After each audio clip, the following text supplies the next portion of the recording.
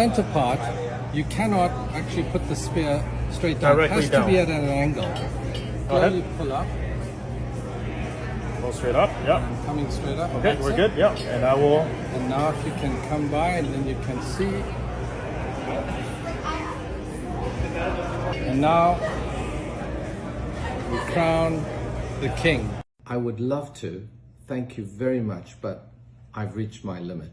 Very kind of you, but I'm driving. If they keep on insisting, you might go like this and say, thank you very much indeed, but I've had enough for tonight. The side, and you'll feel the bones in between your thumb and index. Give it a turn, right?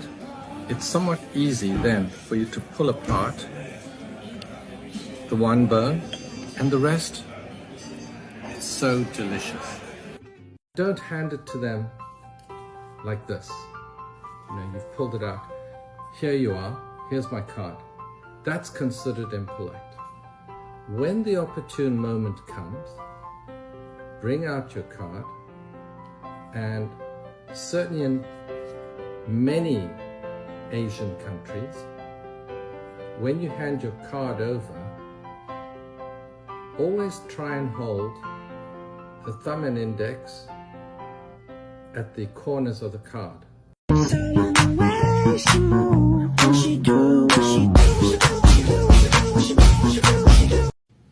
You're asked to have a toast. So pick up your glass. Oh, don't pick it up like that. Don't pick it up like that. Because by doing that, you're going to leave your grubby little paw marks there. It doesn't look great. And you don't want to hold it like that either. It's not port or brandy. You want to hold it like this. If you have big fingers, you might hold it like this. On the other hand, you might hold it like that. This would be a no-no. This would be a definite no-no. Another one would be sitting like this, or perhaps slouching like this. These are a big no. You want to be sitting up, comfortable for yourself, perhaps your wrists, but definitely not your elbows. And that, gentlemen, would be a suggestion of how to sit correct. Index finger just here where the major part of the fork and the length of the fork, the handle, meet very gently.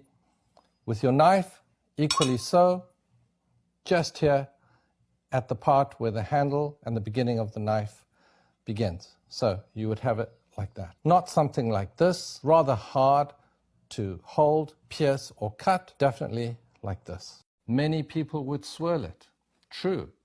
But if you're going to taste it at the beginning, you would not do that. Why? Because by swirling, you're going to evoke 40% of alcohol by volume into your nostrils. So don't do that. Allow it to sit a while, pick it up, nose it, take in the beautiful, sensational notes of character and everything that is associated with it. They will start buttering the bread like that. Practical, certainly, but in terms of etiquette, incorrect. Place it onto your plate. This is where the saying comes from, breaking bread.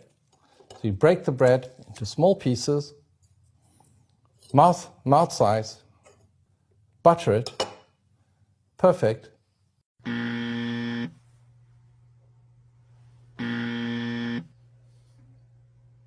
As the gentleman, I should have waited for the lady to put her hand out before I shake hands. I'm not having eye contact. That is inappropriate and quite rude.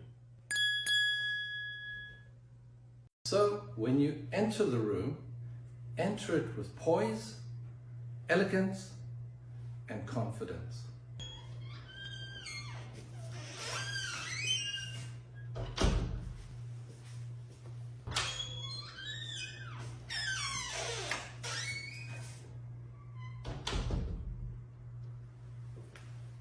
Absolutely, you don't want to hold it like this.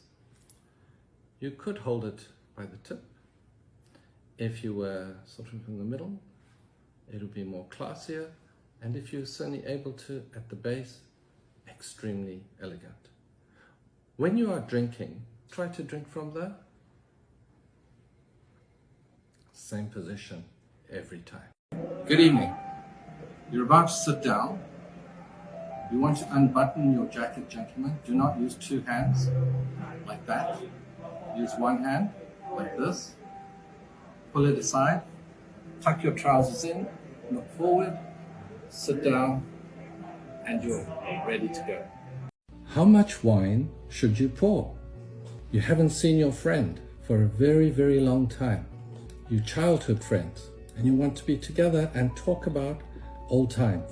You've got a member of the family you've never seen, and you want to really impress them.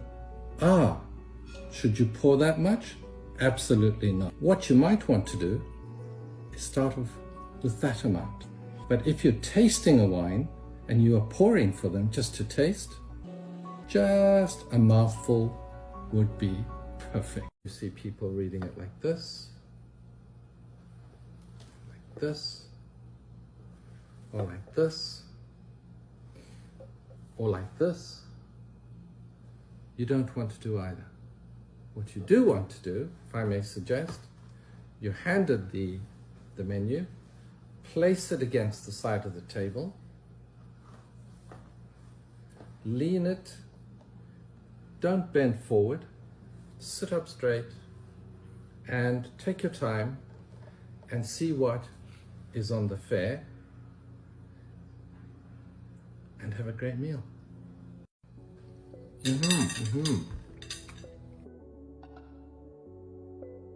what have I done wrong? Make sure you have the appropriate wine, which I would suggest to be a sweet wine.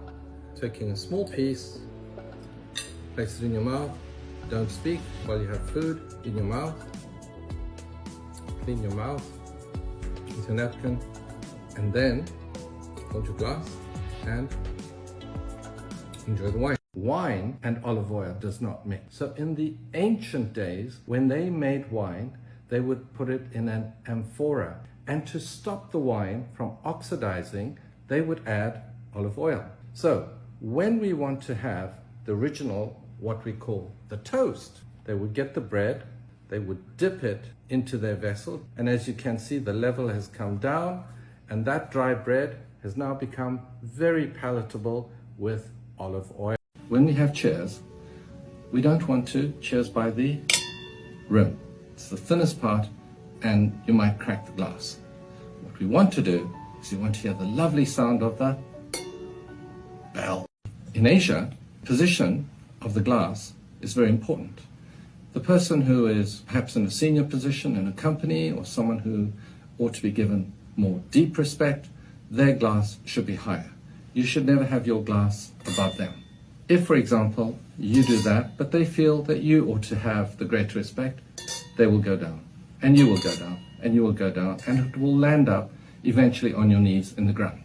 The way to stop that is to go sideways. Most people will use this method and keep on wanting to pull it. I suggest you don't do that. What you do is you go like this. Give it a good twist with the thumb and index. There we are. Take it out and pass it to the person who's going to try the wine. And the reason why we do that is because if we pull it out, you might get wine coming out. And if your guest is wearing a white dress or a white shirt, it could be particularly embarrassing for you.